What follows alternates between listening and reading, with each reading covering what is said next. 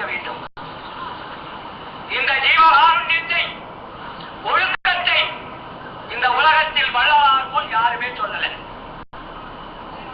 நமது திருவள்ளுவர் சொன்னார், ஒழுக்கம் விழுப்பம் தரலாம், ஒழுக்கம் உயிரினும் ஓம்பப்படும். ஒழுக்கத்தின் எய்துவர் மேன்மை, இழுக்கத்தின் எய்துவர் எய்தாப்பழி. இல்லையா? என்ன ஒழுக்கம் சொன்னாரா? ஒழுக்கத்தை தழுவல் சொன்ன ஒழுக்கத்தை யாராவது கடைபிடித்திருக்கிறார்களா? தெரிந்தால்தானே கடைபிடிப்பார்கள். அந்த ஒழுக்கத்திற்கு சரியான விளக்கம் யாரும் சொல்லவில்லை. 2000 ஆண்டுகளாக திருக்குறளை படிப்பவர்கள் வள்ளுவர் சொன்ன ஒழுக்கத்திற்கு சரியான விளக்கமும் தெரியவில்லை, சரியான விளக்கமும் யாரும் சொல்லவில்லை. இந்த வள்ளல் பெருமான் வந்துதான் சொல்றார். ஒழுக்கம் என்பது என்ன? உயிரை காப்பாற்றுவது. வள்ளுவர் என்ன சொல்றாரு? ஒழுக்கம் விழுப்பம் தரலாம், ஒழுக்கம் உயிரினும் ஓம்பப்படும். ஒழுக்கம் என்பது உயிரை விட மேலானது. ஏனென்றால் உயிரை காப்பாற்றுவது.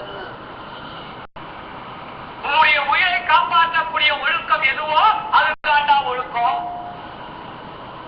அப்ப அந்த ஒழுக்கம் இந்த உலகிலே எப்படி வேலை செய்கிறது? அந்த ஒழுக்கத்திற்கு இந்த உடம்பிற்கு உண்டான தொடர்பு என்ன? வள்ளலார் பிரிச்சார் உடம்ப நாளா. வள்ளலார் உடம்பை எப்படி பிரிச்சார்? 4 பகுதிகளாக பிரிக்கிறார்.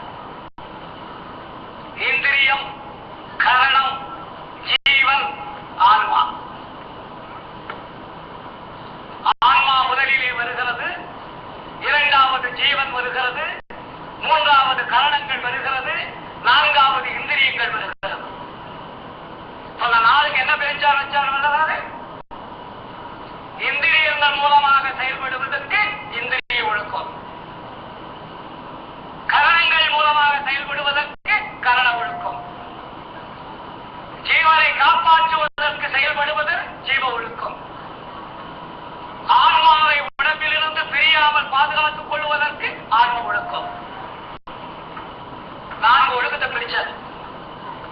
இந்திரிய ஒழுக்கம், கரண ஒழுக்கம், ஜீவ ஒழுக்கம், ஆன்ம ஒழுக்கம்.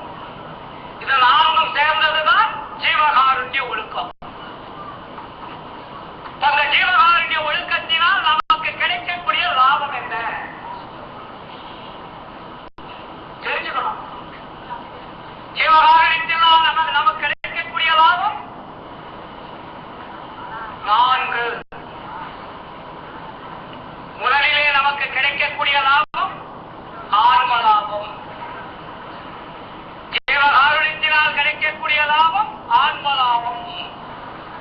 அந்த ஆன்ம லாபத்திற்குள் 3 லாபம் அடங்கியிருக்கிறது.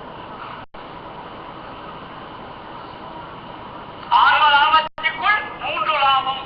என்ன லாபம்? இம்மை என்ப லாபம், மறுமை என்ப லாபம், பேரின்ப லாபம்.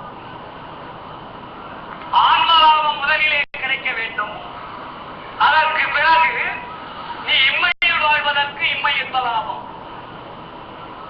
மறுமையில் வாழ்வதற்கு மறுமை என்ப லாபம், இறைவனோடு கலந்து வாழ்வதற்கு பேரின்ப லாபம்.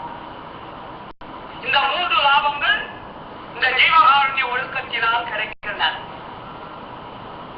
இந்த லாபம் கிடைப்பதற்கு என்ன வழி? லாபம் சொல்லிட்டாரு, 3 லாபம் கிடைக்கும், 3 வாழ்க்கையும் சொன்னாங்க. லாபம் மட்டுமல்ல, இம்மை என்ப லாபம், மறுமை என்ப லாபம், பேரின்ப லாபம். இம்மை என்ப வாழ்வு, மறுமை என்ப வாழ்வு, பேரின்ப வாழ்வு. ஒரு மனிதன் வாழ்வதற்காகத்தான் வாழ்ந்து கொண்டிருக்கிறோம்.